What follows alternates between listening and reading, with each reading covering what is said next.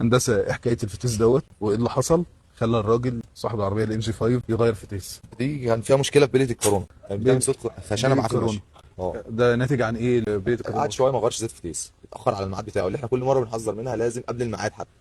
هو الفتيس ده قعد حوالي 80000 كيلو ما غيرش زيت فتيس. 80000 بس؟ 80000. يعني هو فرق 20000؟ اه، ما هو ده فرق جامد، ده هو المفروض يتغير قبل 60000 الاصح هو للفتيس ده. هو التوكيل بيقول او المصنع توصياته على 60. الاصح في مشاكل، في عربيات كتير كان بتغير في ميعادها وبيحصل ساعات فيها مشاكل بس قليل قوي. هو فالاحسن يتغير قبل ميعاده كمان. طيب الناتج عنه بيلة الكورونا بليه اتغير. الكورونا طيب انت غيرتها غيرتها. بكام؟ بالمصنعيه كله بتتكلف 10. 10000 جنيه؟ اه، لان الكورونا كامله مش البليتين بس بتوعها. اه. التروس كمان كان فيها تآكل، فغيرنا الكتله بتاعت الكورونا كامله بالبليتين.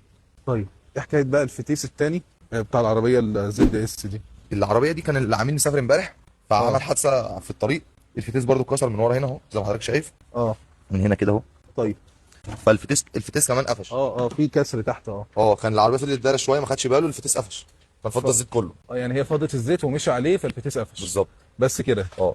فالمفروض ياخد باله. طب في لمبات بتنور او حاجه بتخليه ياخد باله ولا لازم ان هو ياخد باله في بعدين؟ لمبات اول ما بس هو الخضه ما بتخلوش يركز معايا حاجه، بينزل طبعا بيسيب العربيه دايره واحنا لازم نطمن عليها. اه. المفروض يبطل بقى العربيه وينزل يطمن يشوف ايه اللي حصل في ده العربيه. حتى لو عربيه دايره وهي واقفه؟ اه. وهي واقفه؟ هما الفتيس بيلف يعني حتى وهي واقفه؟ وهي واقفه، بيفضي زيت برضه. يعني المشكله يتحرق ويحصل له مشكله وهي واقفه؟ وهي واقفه، يعني عارف هو مثلا لو كان بطل العربيه والفتيس ما كانش حصل له حاجه كنا اه. ممكن نلحم الحته دي، نلحم الجزء ده نشغله. ينفع يتلحق؟ ينفع يتلحم عادي.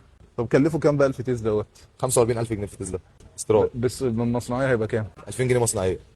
يبقى كام؟ بس 2000 جنيه مصنعيه وتغيير كمان صدر وراداتير عشان هو كان مكسر الجنب ده. اه يعني فيها اعمال اه، سمكره. المصنعيه كلها كانت 2000 جنيه. بالحاجات التانيه. الحاجات التانيه. خدت وقت قد ايه؟ هو كان عيطل بيها، عامل حادثه الساعه 2 بالليل. جينا كان علي في المركز امبارح وبدانا شغل فيها على الساعه 11 الصبح. يعني يوم كامل يعني عمل؟ من 10 ل 8، يمكن 10 ساعات بالكتير قوي. يعني يوم عمل. يوم عمل.